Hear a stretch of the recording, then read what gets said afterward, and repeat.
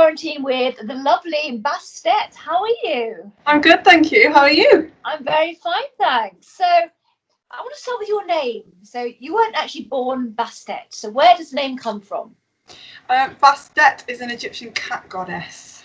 Is it really? I would never have I would never have guessed that. Egyptian cat goddess. Yeah. How did you discover this?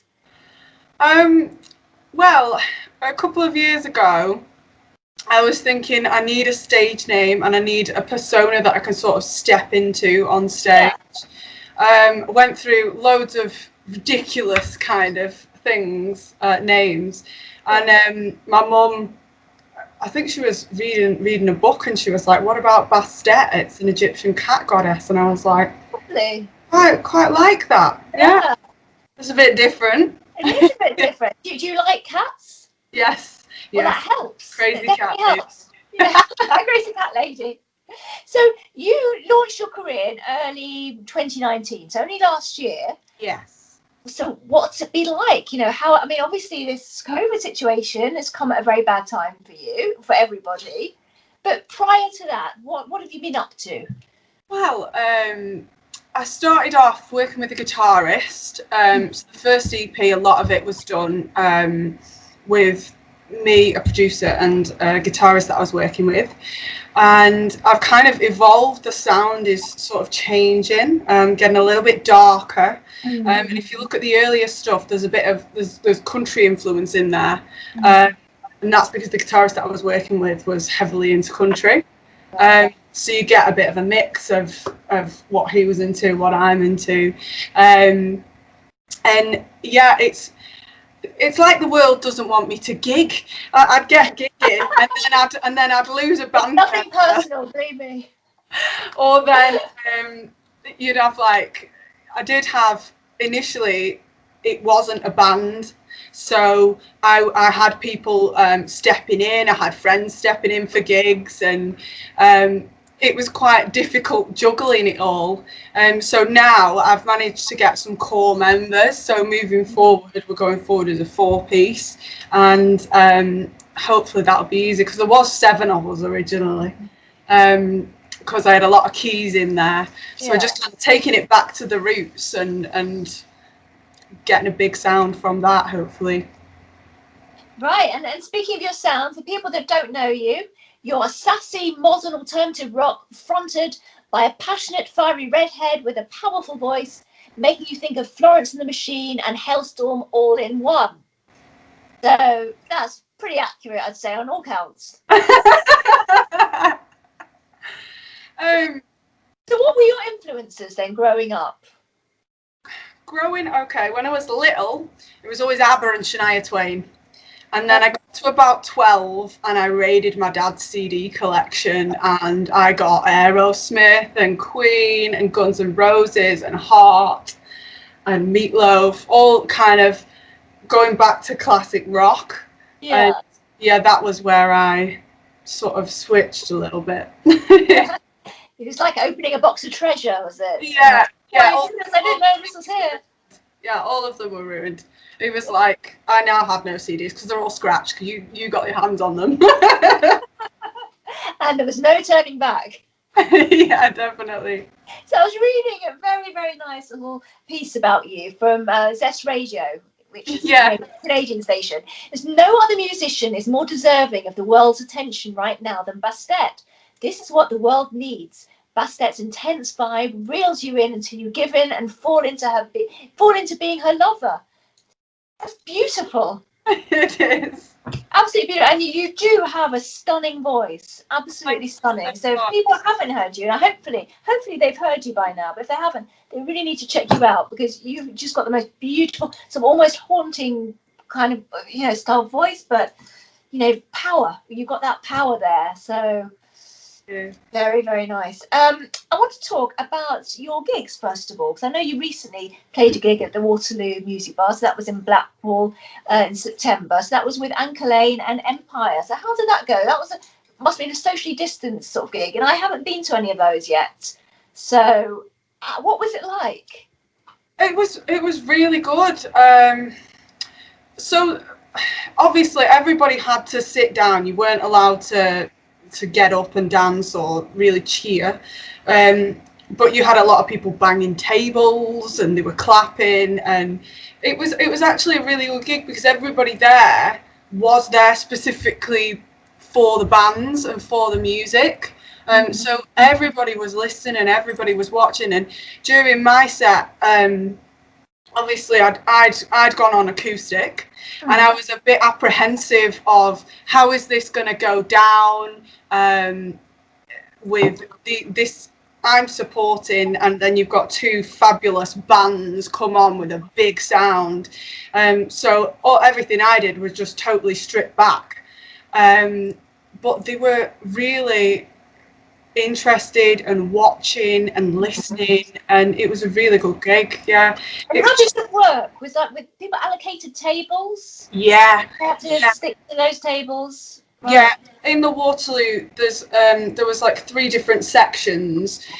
So dependent on which room you were in, dependent on kind of what view you got. But I think they're doing a great job down there, and they're trying to keep it rolling. And even now with this 10 o'clock curfew, they're keeping the gigs rolling, which is amazing.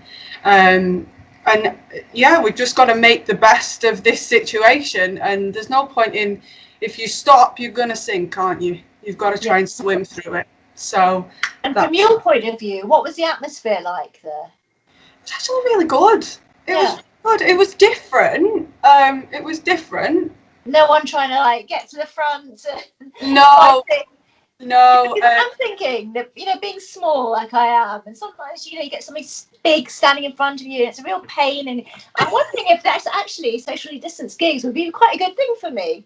There might be some real benefits to it. Yeah, they definitely. If you've got a decent seat on one of the tables, you've got a good view. And it was really good and really great to meet Anchor Lane and Empire. Have you played with them before? Have you shared a stage with them? No, first time I met them, so it was really, really good. I had a good chat with a few of them, and had a couple of beers afterwards. It was really nice. As you do. And I know you're going back to the same venue in Blackpool, sort of 9th, 10th of October with Massive Wagons. Yes. That will be good. Is that both nights? Are you playing both nights? Yeah, both nights. Full band.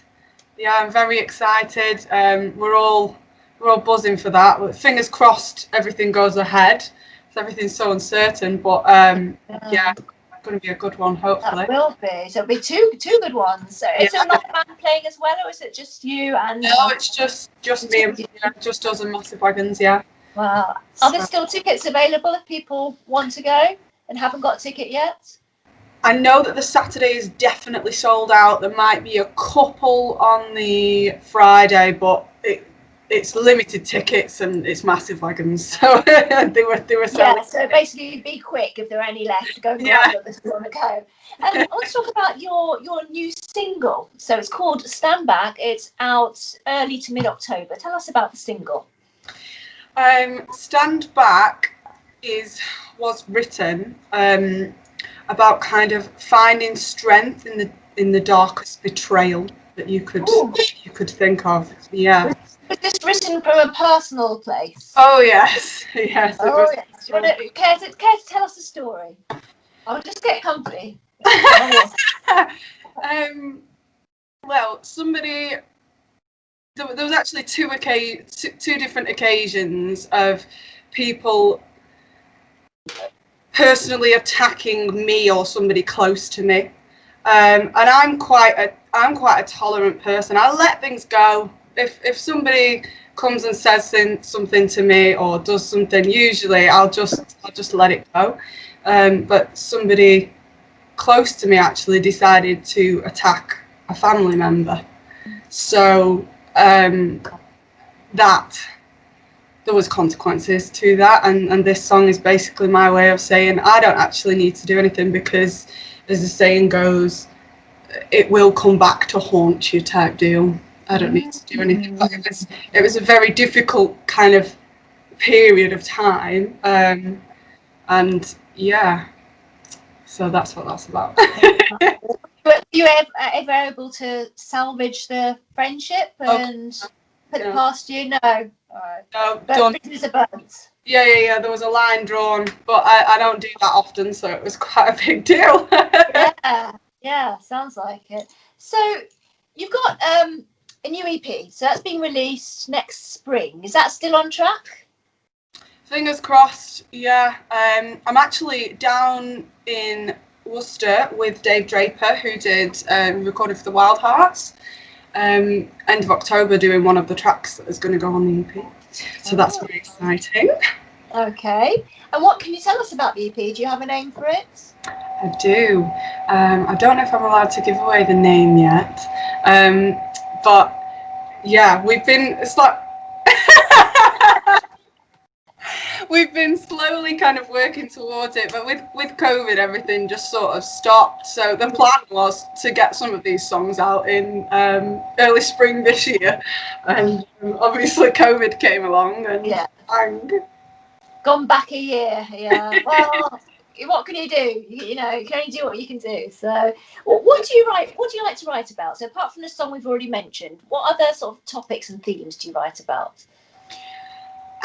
It depends really. A lot of the time I write about personal experiences, because when I'm listening to a song, I like to be able to relate to something, and I do think that you can tell when somebody's written something from the heart or from something that has happened. And yes, it is dramatized a lot of the time, but I think you can tell, and I think people want to connect with something. They want something real.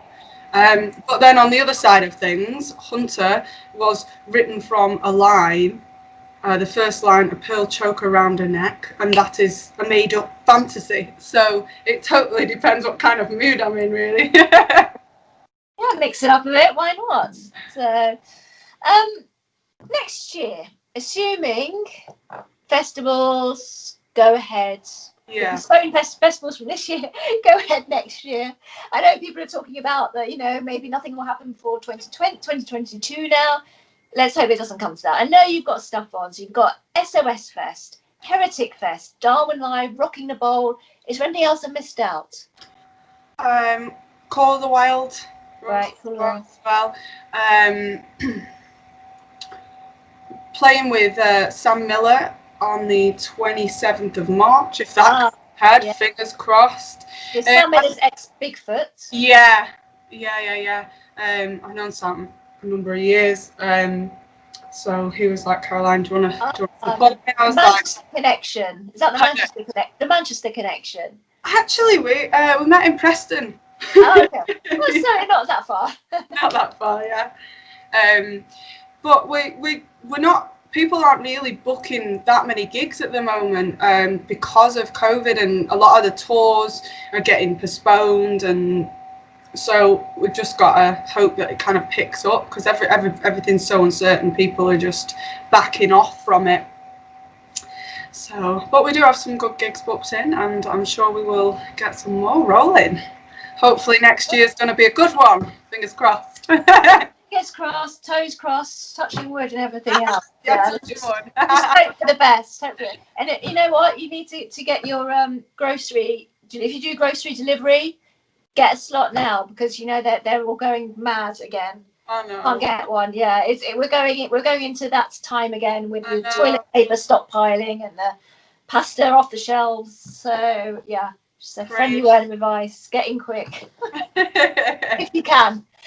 Anyhow, it's been really, really lovely talking to you. I hope to see you next year, because I should be at least 3 of the festivals that we've discussed, if they go ahead. But who knows? In the meantime, have an amazing, amazing time with Massive Wagons at the Waterloo Bar on the 9th and 10th of October. And I really look forward to hearing how it went afterwards. And I wish you all the very best. Thank you very much. Lovely talking to you. You too. Bye. Bye.